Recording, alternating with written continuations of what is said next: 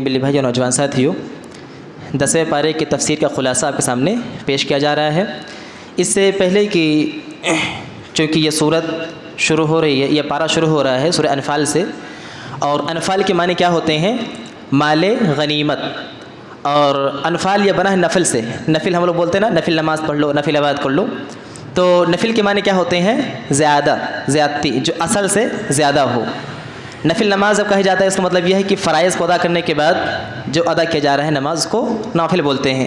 ایسے ہی انفال کہتے ہیں مال غنیمت کو۔ کیوں؟ کیونکہ مال غنیمت جب انسان کو حاصل ہوتا ہے، کسی کو، یہ اشارہ ہوتا ہے کہ آدمی نے جنگ کو جیت بھی لیا ہے، ایک کامیابی، اور اوپر سے اس کو مال غنیمت بھی ملا ہے اس کو، تو اس کو اس لیے انفال کہا جاتا ہے۔ انفال کے تعلق سے اللہ رب العالمین نے یہ فیصلہ سنایا ہے کہ اس کی تقسیم کیسے ہوگی۔ جیسے دو مال ہوتے ہیں جنگ کے اندر، دو مال ملتے ہیں، یا تو مال فے ہوتا ہے یا مال غنیمت ہوتا ہے۔ مال فے وہ ہوتا ہے کہ جس کے اندر جنگ نہ لڑی گئی ہو، جنگ کے ارادے سے میدان تک آدمی گئے ہوں، لیکن جنگ ہوئے بغیر ہی دشمن خوف کے مارے یا کسی وجہ سے وہ ڈر کے بھاگ گیا ہو، مال چھوڑ دیا ہو، وہ مال فے ہوتا ہے۔ ایک ہوتا ہے مال غنیمت جو باقاعدہ جنگ لڑی جاتی ہے اور جنگ لڑنے کے بعد دشمن پر فتح یاب ہونے کے بعد مال حاصل ہوتا ہے، اس کو مال غنیمت کہتے ہیں، اسی کو انفال کہا جاتا ہے۔ اللہ تعالیٰ نے فرمایا کہ وَاعْلَمُوا أَنَّمَا غَنِمْتُم مِّن شَيْءٍ فَأَنَّ لِلَّهِ خُمْسُهُ وَلِلرَّسُولِ وَلِذِي الْقُرْبَى وَالْيَتَامَى وَالْمَسَاكِينِ، کہا کہ مال غنیمت جو ہے اس کا 5 حصہ کیا جائے گا، ایک حصہ اللہ اس کے رسول کا ہے، اور 4 حصہ جو رہے گا اس کو تقسیم کیا جائے گا کس میں؟ جو جنگجو تھے، جو لڑنے والے تھے۔ البتہ اس میں سے جو وہ لوگ ہیں کہ جن کے پاس سواری بھی تھی، یعنی جو لوگ سوار ہو کر کے آئے تھے جنگ کرنے کے لیے، ان کے پاس سواری بھی تھی اور خود بھی تھے، انہیں 2 حصہ ملے گا۔ جو پیدل آئے تھے ان کو 1 حصہ ملے گا، اور ایک حصہ جو نبی کے کھاتے میں آئے گا۔ اللہ تعالیٰ نے فرمایا کہ اس کے اندر 5 مصرف ہیں، نبی خود نہیں رکھ لے گا پورا، وہ اس کے اندر بھی 5 لوگوں کو ملے گا۔ اس میں سے کون؟ نبی کی ذات پہلے نبی صلی اللہ علیہ وسلم کے لیے ہے وہ، دوسرا وَلِذِي الْقُرْبَى قریب رشتہ داروں کے لیے ہے، یتیموں کے لیے ہے، مسکینوں کے لیے ہے، اور وابن السبیل مسافروں کے لیے ہے۔ یہ مال غنیمت کے اندر جو نبی کو حصہ ایک آئے گا اس میں سے 5 حصہ کرنا پڑے گا، اور یہ ان 5 لوگوں کے اندر تقسیم کیا جائے گا۔ اللہ رب العالمین نے اسی صورت کے اندر غزوہ بدر کے تعلق سے نقشہ کھینچا ہے، اور اس کے تعلق سے بات بیان فرمائی ہے۔ غزوہ بدر سن 2 ہجری کے اندر پیش آیا، رمضان کا مہینہ تھا، معلوم ہے نا، سن 2 ہجری رمضان کا مہینہ تھا۔ معاملہ کیا شروع ہوا تھا؟ ابو سفیان جو تھے اس وقت مسلمان تو ہوئے نہیں تھے، تو وہ مکہ والوں کا سارا مال لے کر کے جمع کر کے گئے شام تجارت کے لیے، اور تجارت سے جب لوٹ رہے تھے تو نبی وسلم کو خبر ہو گئی، اور یہ بھی خبر لگی نبی وسلم کو کہ ابو سفیان بلکہ مکے والوں کا یہ ارادہ ہے کہ جو مال ہم نے بیچ کر کے، جو تجارت ہم نے کی ہے، جو مال اکٹھا ہوا ہے، ہم اس کے ذریعے سے اسلحہ خریدیں گے، ویپنس خرید کر کے ہم مسلمانوں کو ختم کر کے مٹائیں گے۔ جب نبی وسلم کو اس چیز کا علم ہوا تو وسلم نے کیا کیا؟ صحابہ کرام کے ذریعے سے 313 یا 311 روایت ہے، لیکن 313 زیادہ قریب مضبوط ہے، تقریباً 313 یا 311 صحابہ کرام لے کر وسلم غزوہ بدر کی طرف، بلکہ وہ غزہ بھی نہیں ہوا، ابھی وہ میدان بدر ہے، وہ بدر کا وہ مقام ہے، وہ وہاں وسلم جاتے ہیں کس لیے؟ تاکہ سفیانی قافلے کو روک لیا جائے، تاکہ کل کو یہی لوگ ہمارے خلاف استعمال نہ ہونے پائیں۔ تو قافلے کو روکنے کی نیت سے 311 صحابہ یا 313 صحابہ جاتے ہیں بدر کے مقام تک۔ ابو سفیان کو معلوم ہو جاتا ہے کہ ہمیں مدینہ کے لوگ، یہ نبی وسلم کے جو ساتھی صحابہ ہیں، ہم کو روکنے کے لیے آ رہے ہیں۔ وہ فوراً وہاں سے اطلاع مکہ پہنچا دیتا ہے کہ ہمیں روکنے کے لیے یہ لوگ پلاننگ کر چکے ہیں مسلمان، لہٰذا ہماری مدد کے لیے اور کمک بھیجی جائے اور دستہ بھیجا جائے۔ تو ادھر سے بڑے بڑے جو مکہ کے جنگجو تھے، اللہ کے وسلم نے جو الفاظ استعمال کیے کہ مکہ نے اپنے کلیجوں کو نکال دیا، کلیجوں کو، ٹکڑوں کو نکال دیا، یعنی جو ان کے بہت ہی قریبی لوگ تھے، مضبوط لوگ تھے، ابو جہل، ابو سفیان خود تو اس کے اندر تھے ہی، اور جو بڑے بڑے اس کے اندر جنگجو تھے ان سب کو لے کر کے وہ آگے کہاں؟ وہیں پر کہ یہیں پر روکنے والے ہیں بدر کے میدان میں، وہ لوگ جا کر کے وہاں جمع ہو گئے۔ لیکن ابو سفیان نے حکمت عملی اختیار کر کے راستہ بدر کی جا کر کے مکہ پہنچ گئے۔ وہاں پہنچنے کے بعد انہوں نے کہا کہ ہم تو سیف بچ گئے ہیں، اب ایسا کرو کہ جو ہمارا راستہ سیفٹی کے لیے آیا تھا اس کو واپس بلا لو، نہیں لڑائی کی ضرورت ہے نہیں، جنگ کی ضرورت ہے نہیں۔ لیکن وہاں پہنچنے کے بعد ابو جہل کے اندر ایک ضد آ گئی، اور بھی کچھ لوگ اس کے اندر تھے شامل، اور انہوں نے کہا اب ہم یہاں تک آ گئے ہیں تو اب ہم 2 ہاتھ کر کے جائیں گے اور مسلمانوں کو ہم مٹا کر کے جائیں گے۔ مسئلہ کیا ہوا تھا دراصل کہ یہاں پہ جو کفار تھے، جو مکہ سے آئے ہوئے تھے، یہ لوٹنے کا ارادہ کر رہے تھے، لیکن اسی درمیان سراقہ بن مالک جو کہ یہودی تھا اور کفار کا بہت ہی قریبی تھا، اور کفار اس کے بعد بھروسہ بھی کیا کرتے تھے، تو شیطان سراقہ بن مالک کے شکل میں آ کر کے کیا کہا کہ اب کہاں لوٹ کیوں رہے ہو تم لوگ؟ وہ دشمن تو جو تمہارے سامنے دشمن ہے وہ 300 ہے، تھوڑے سے ہیں، تم 1000 کی تعداد میں ہو، ابھی تم ایک حملہ کرو گے وہ سب ختم ہو جائیں گے، لوٹ کیوں رہے ہو؟ شیطان چاہ رہا لڑانے کے لیے، اور اوپر سے قرآن کی آیت یہ بتلا رہی ہے کہ اللہ تعالیٰ بھی چاہ رہا تھا کہ حق باطل کا فیصلہ آج ہو جائے، لہٰذا اللہ تعالیٰ نے کیا کیا کہ صحابہ کرام کی نگاہ میں یہ 1000 کی جو لشکر تھی وہ بہت تھوڑی دکھائی دینے لگی، اور ان کی نگاہ میں بھی یعنی یہ مکہ والے جو تھے لشکر جو کفار کا تھا ان کی نگاہ میں بھی یہ لوگ کمزور دکھنے لگے، لہٰذا دونوں کو لگا کہ ان کو لگ رہا ہے یہ کمزور ہے، ان کو لگ رہا ہے کہ وہ کمزور ہے، تو انہوں نے کہا کہ ہم ان کو دبا دیں گے اور ختم کر دیں گے، تو دونوں نے لڑائی کی اور جنگ کی ٹھان لی۔ جب جنگ شروع ہو گئی تو اللہ تعالیٰ نے کیا کر دیا کہ کفار کے دلوں کو ایسا پھیرا کہ ان کو وہ 313 کئی گنا نظر آنے لگے، اور اچانک ان کے دل کے اندر روب بیٹھ گیا اور وہ ڈر کے مارے بھاگنے لگے۔ پھر اس کے بعد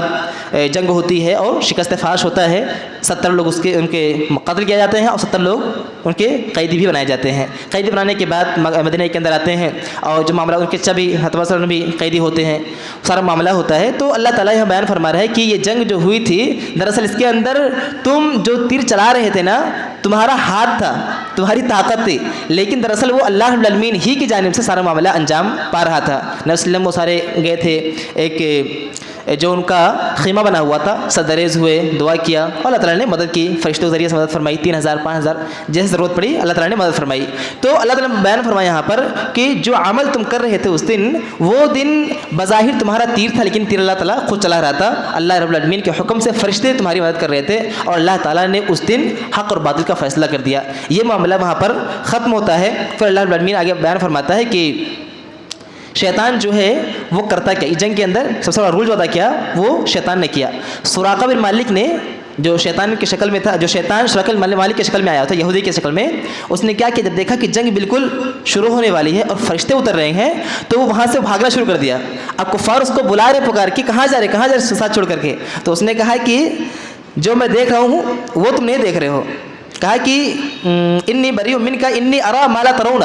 جو میں دیکھ رہا ہوں وہ تم نہیں دیکھ رہے ہو، یعنی فرشتے آ رہے ہیں۔ اب ہمارا تو اب شیطان تھا، اس کو معلوم تھا ہمارا اب کوئی راستہ ہے نہیں بچنے کا، اس نے کہا جو ہمیں معلوم ہے، جو ہم دیکھ رہے ہیں اس کو تم نہیں دیکھ رہے ہو، لہٰذا ہم تو جا رہے ہیں اب۔ پھر اس نے وہاں پہ اعلان کیا ہم بھائی اس سے بری ہیں۔ تو شیطان ایسا ہی کام کرتا ہے، ہمیں اس نصیحت یہ ملتا ہے، سبق یہ ملتا ہے کہ کسی بھی کام کو جب ہم انجام دیں، جذبات میں آ کر کے فوراً کسی کے اوپر چڑھائی یا حملہ نہ کر دیں، یا فوراً کوئی فیصلہ نہ کر لیں، سوچ کر کے بہت ہی ٹھنڈے دماغ سے کوئی فیصلہ لیا جائے، کیونکہ عموماً جب مسلمان کوئی قدم اٹھاتا ہے تو شیطان ہر ممکن یہ کوشش کرتا ہے کہیں نہ کہیں سے اس کو بگاڑا جائے اور اس کے کام کے اندر اگلی کر کے اس کو نقصان پہنچایا جائے۔ اللہ نے یہاں بیان فرما دیا کہ شیطان چال کیسے چلتا ہے۔ آگے تو فرمایا اس کے بعد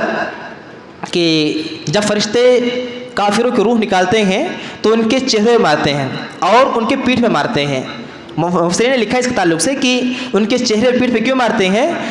بعض نے یہ کہا کہ اس کا مطلب ایک یہ بھی ہو سکتا ہے کہ اللہ تعالیٰ دراصل ان کو یہ دکھا رہا ہوتا ہے، آدمی ہے میں بہت سارا پیسہ کما رہا ہوں اور پیسہ کمانے کے لیے میں سب کچھ لگا دیا، آخرت کو ہم نے بھلا دیا، موت کا جب وقت آیا تو یہ پیسہ ہمارا کچھ کام نہیں آ رہا ہے، تو جب پیسہ اپنے جگہ پہ رکا ہوا ہے، ہمارا کچھ مدد نہیں کر رہا ہے، تو کہتے ہیں نا کہ کیا کام تیرے کس کام کے ہیں، تو گویا کہ وہ تجھے ہاتھ دکھا رہا ہے اور تجھے تھپڑ لگا رہا ہے کہ تو کسی کام کا نہیں ہے، اور جب پیچھے دیکھ رہے ہیں کہ ہم کیا لے کر جا رہے ہیں، تو آخرت بھی ہمارا خالی ہے دنیا کی وجہ سے، تو آخرت سے ہمیں کچھ نہیں مل رہا، یہاں سے کچھ نہیں مل رہا، یعنی دونوں طرف سے مار کھا گیا، کسی کام کے نہیں گئے۔ اور بعض نے کہا ہے کہ صحابہ کرام باقاعدہ اس کی روحیں جب بھاگتی جسم کے اندر تو کبھی چہرے مارتے ہیں اور کبھی اس کے پیٹھ میں مارتے ہیں۔ یہ کن لوگوں کے ساتھ ہو رہا ہے، یہ کفار اور کافرین کے ساتھ ہو رہا ہے۔ اللہ تعالیٰ نے اس کے بعد آگے بیان فرمایا کہ جو لوگ اللہ العالمین کی نعمتوں کی قدر نہیں کرتے ہیں، اللہ تعالیٰ ان سے وہ نعمتیں چھین لیتا ہے، اور جو کوئی بھی اللہ العالمین کی نعمتوں کی قدر کرتا ہے اللہ تعالیٰ اس کے اندر اضافہ کرتا ہے اور ان کی تقدیر کو بدل دیتا ہے۔ ہر تمام لوگوں کو چاہیے کہ ہمیشہ اللہ تعالیٰ کا ہم شکر ادا کرتے رہیں۔ اللہ تعالیٰ نے ہمیں جو بھی نعمتیں دی ہیں وہ کم نہیں ہیں، اور جیسا بھی جس کو بھی نوازا اللہ تعالیٰ نے وہ بہت ہی کافی، ہمیں اس پر اور بھی طلب کرنے کی دعا کرتے رہنا چاہیے، لیکن ہمیں جو ہے نرم گرم جیسا بھی ہے قناعت پسندی کے ساتھ ہمیں اس کے اللہ تعالیٰ کا شکر ادا کرنا چاہیے۔ اللہ تعالیٰ نے فرمایا کہ الذین کفروا سبقوا انہم لا یعجزون، کہ جو لوگ بدر کے میدان میں نہیں آئے، کسی وجہ سے نہیں آ سکے، کفار میں سے بعض لوگ ایسے تھے جو آ نہیں سکے، بیمار تھے یا کسی اور وجہ سے سواری ان کے پاس نہیں تھی، تو اللہ نے فرمایا کہ کافروں دیکھو تم یہ نہ سمجھنا کہ تم بچ گئے ہو، تم میری نگاہ میں ہو، جس وجہ سے تم نہیں آ سکے وہ تمہارا معاملہ ہے، لیکن تم میری نگاہ میں ہو، تم اللہ کو عاجز نہیں کر سکتے ہو۔ اگر تم اور اسلام کے خلاف، مسلمانوں کے خلاف قدم بڑھاؤ گے اور حرزہ رسائی کرو گے اور دشمنی کے بیج بو گے تو جان لو تم ہماری نگاہ سے اوجھل نہیں ہو، بلکہ ہم تمہارے اوپر مکمل طور سے نگاہ رکھے ہوئے ہیں۔ اللہ رب العالمین نے اس کے بعد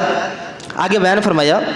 کہ حقیقی ایمان کیا ہے، کہا کہ والذین آمنوا وہاجروا وجاہدوا فی سبیل اللہ والذین آووا ونصروا اولئک هم المؤمنون حقا، کہا کہ جن لوگوں نے ایمان قبول کیا، ہجرت کی، اللہ کے راستے میں جہاد کیا یا مسلمانوں کی مدد کی، کہا کہ یہی لوگ حقیقی ایمانوں میں مومن ہیں، ایمان والے ہیں۔ تو ظاہر سی بات ہے ہجرت کے معنی کیا ہوتا ہے؟ اللہ رب العالمین کے لیے اپنے گھر بار کو چھوڑ کر کے دوسرے کے چلے جانا، اور جو انصار ہوتے ہیں، جو نصر مدد کرنے والے ہوتے ہیں، یہ مسلمانوں کی مدد کرنے والے ہوتے ہیں۔ تو ظاہر سی بات ہے اگر ہم چاہیں کہ ہم بھی مہاجر یا انصار بن جائیں، مہاجر تو بن سکتے ہیں لیکن انصار کے لیے ہمیں بالکل ہمارے پاس راستہ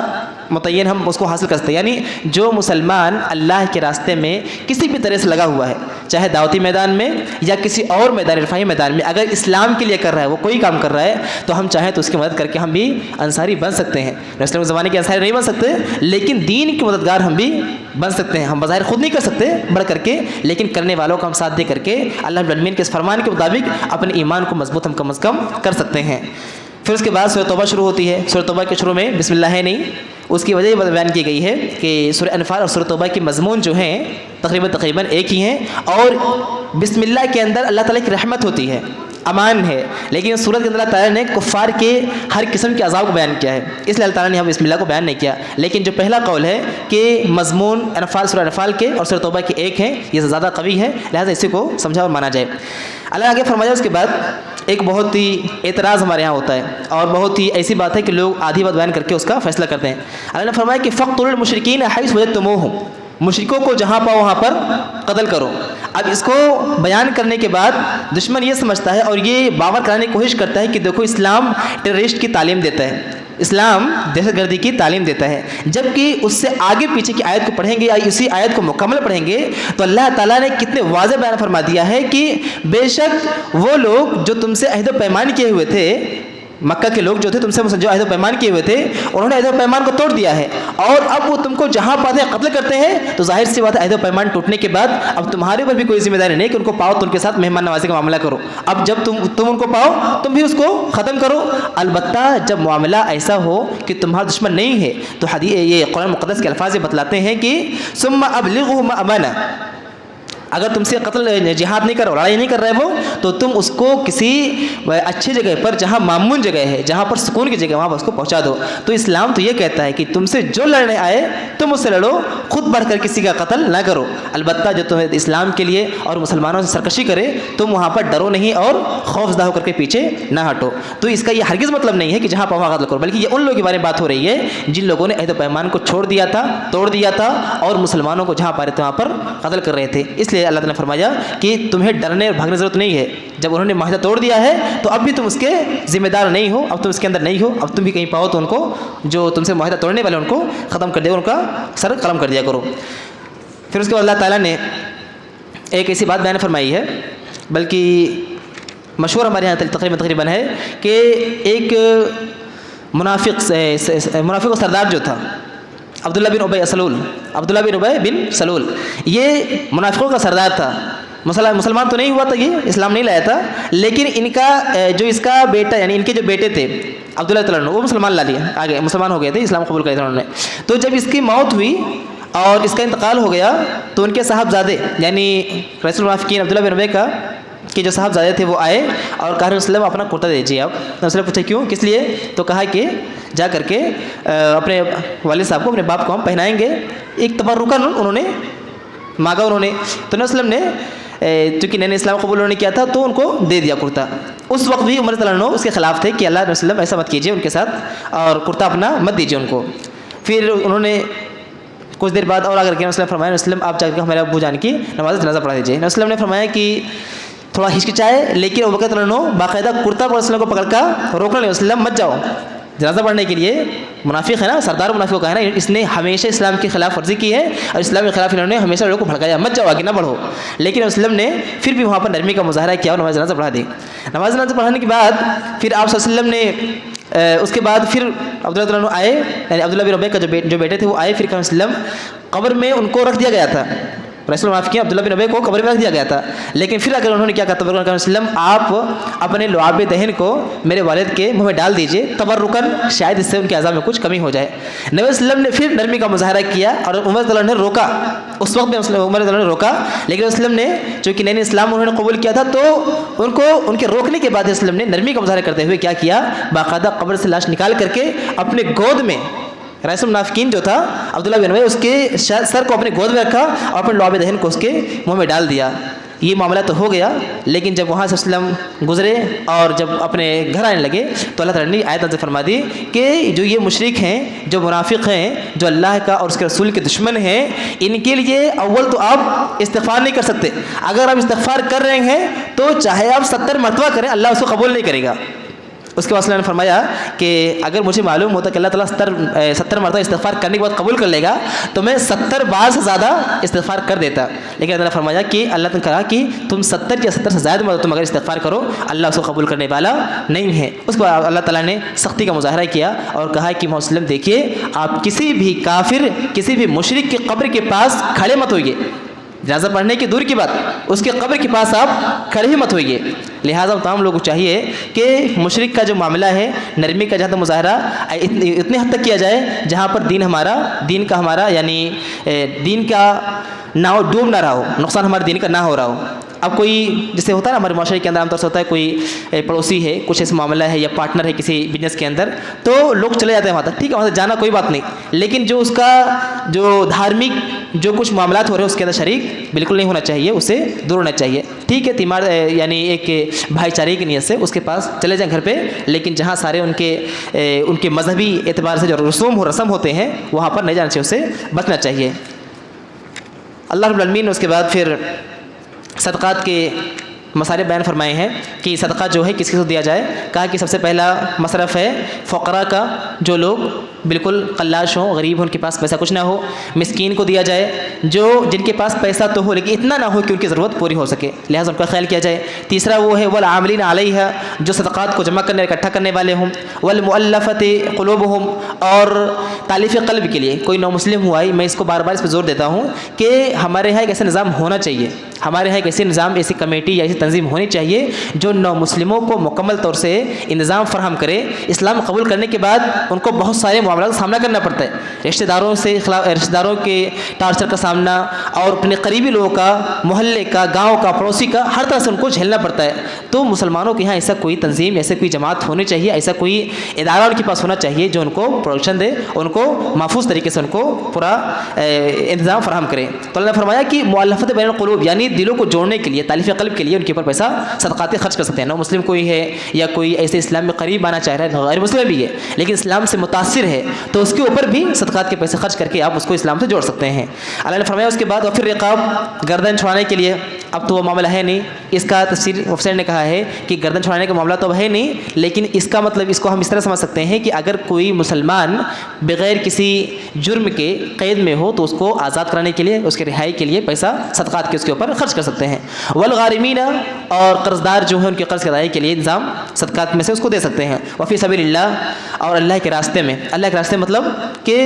یہاں پر جو مراد اللہ کے راستے میں وہ جہاد کا معاملہ ہے، لیکن چونکہ جہاد کا معاملہ